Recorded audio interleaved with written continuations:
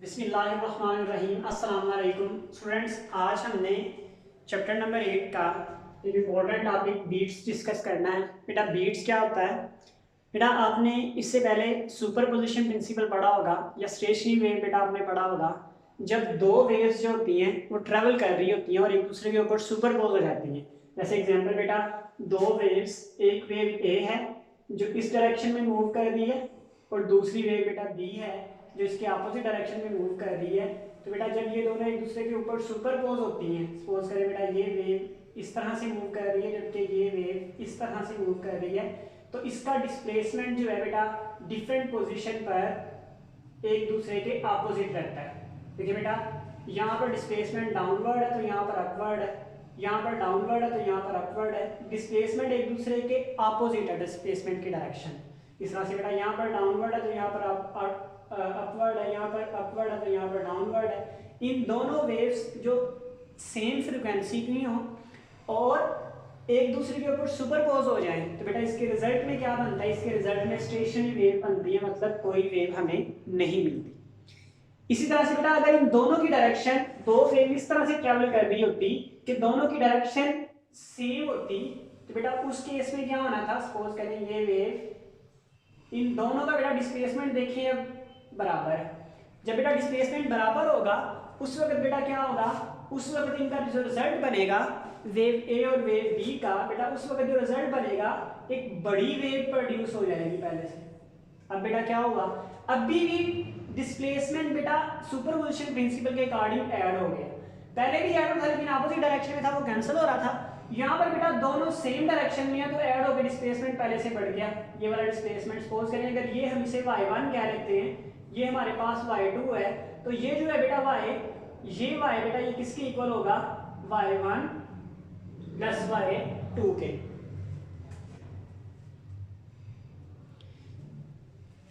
जी बेटा ये y हमारे पास बेटा किसके इक्वल होगा? ये y हमारे पास होगा y1 प्लस y2 के। तो डिस्प्लेसमेंट पहले से बेटा क्या आ जाएगा?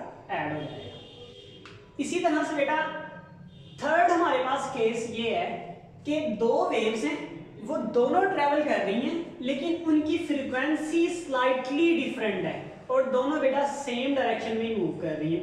मींस अब जो दूसरी वेव है बेटा वो उसी डायरेक्शन में तो मूव कर रही है लेकिन उसकी फ्रीक्वेंसी पहली वेव की फ्रीक्वेंसी से थोड़ी चेंज है। या कैसे कह सकते हैं, जो इनकी स्पीड है वो पहली वेव से थोड़ी सी चेंज है। ये वेव ए, ये वेव बी।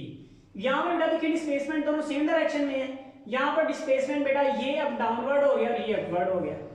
यहाँ पर बेटा अप्रॉक्सीमेटली ये अपोजिट एक दूसरे के डायरेक्शन में है। इस तरह से बेटा यहाँ पर देखें दोनों सेम डायरेक्शन में है। तो बहुत से पॉइंट्स आपको ऐसे मिलेंगे, यहाँ पर डिस्प्लेसमेंट बेटा दोनों सेम डायरेक्शन में है, यहाँ पर अपोजिट डायरेक्शन में है, यहाँ पर अपोजिट डायरेक्शन में है, यहाँ पर सेम डायरेक्शन में है।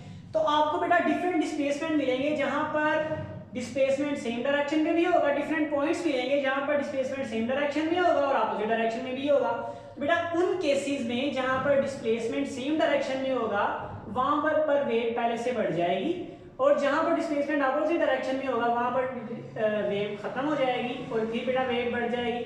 तो आपको एक इस तरह का पैटर्न बेटा हमें मिलता है जिसे हम बेटा क्या नाम देते हैं? जिसे हम बीट्स का यहाँ पर नाम देते हैं। ये बेटा एक पीरियोडिक वेव मिलती है जिसे हम क्या नाम देते हैं?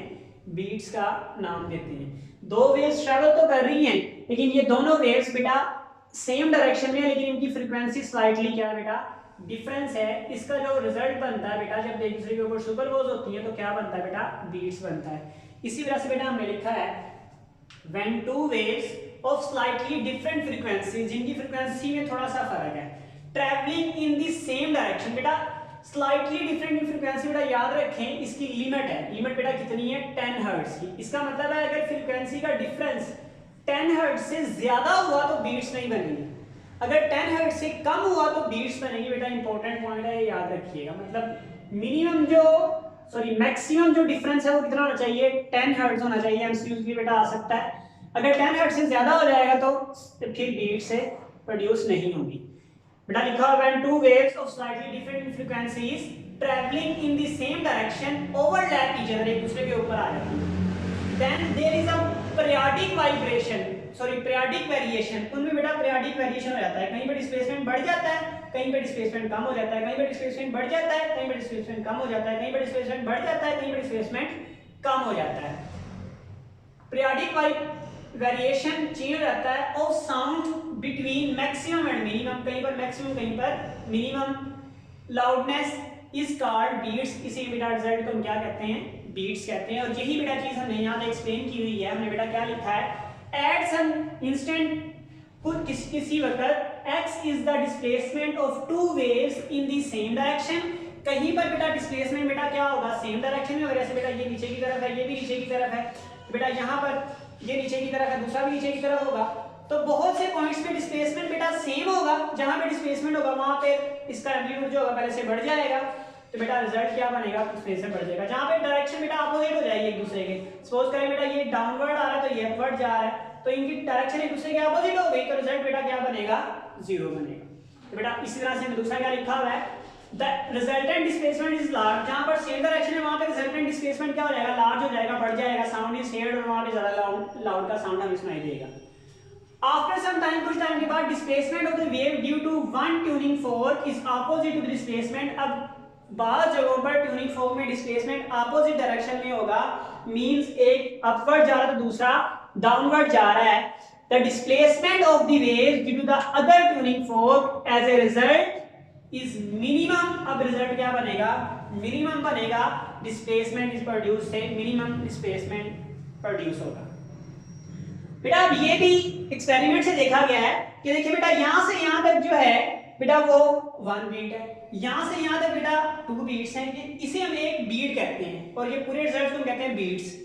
अब बेटा कितनी बीट्स प्रोड्यूस हो सकती हैं, तो बेटा ये हम बताते हैं number of beats per second, यानी एक सेकंड में इस तरह की कितने पीरियड्स रिपीट होंगे या कितनी बीट्स प्रोड्यूस होंगी एक सेकंड में, उसे कहते हैं number of beats per second, number of beats per second. तो बेटा number of beats per second किसके इक्वल होते हैं, is equal to the difference between frequency. Suppose करें इसकी फ्रीक्वेंसी हमारे पास लेट कर लिया बेटा ए वेव है, फ्रीक्वेंसी ए बेटा हमारे पास 10 है, फ्रीक्वेंसी बी बेटा हमारे पास सपोज कर लिया 7 है, दोनों का डिफरेंस बेटा कितना आएगा, दोनों का डिफरेंस आएगा 3।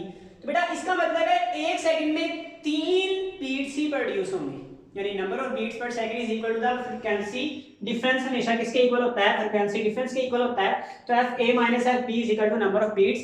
अगर बेटा याद रखिए अगर b वाला बड़ा हो और a वाला बेटा छोटा हो, सपोज करें यहाँ पर हमने लिखा हुआ 11 और यहाँ पर लिखा हुआ 17, f a 11 है, b 17 है, तो फिर नंबर ऑफ बीट्स बेटा किसके इक्वल आएंगे, नंबर ऑफ बीट्स हमारे पास बेटा इक्वल आएंगे फिर f b minus f a, क्योंकि ऑलवेज नंबर जो होगा ऑलवेज वो पॉजिटिव नंबर होना चाहिए, तो दैट्स व्हाई बेटा क्या लिखेंगे f b minus f a। बेटा ये हमारे पास बीट्स का क्वेश्चन था, अगर बेटा कोई क्वेश्चन हो तो कमेंट्स में पूछिएगा। अस्सलाम वालेकुम व रहमतुल्लाहि व बरकातहू।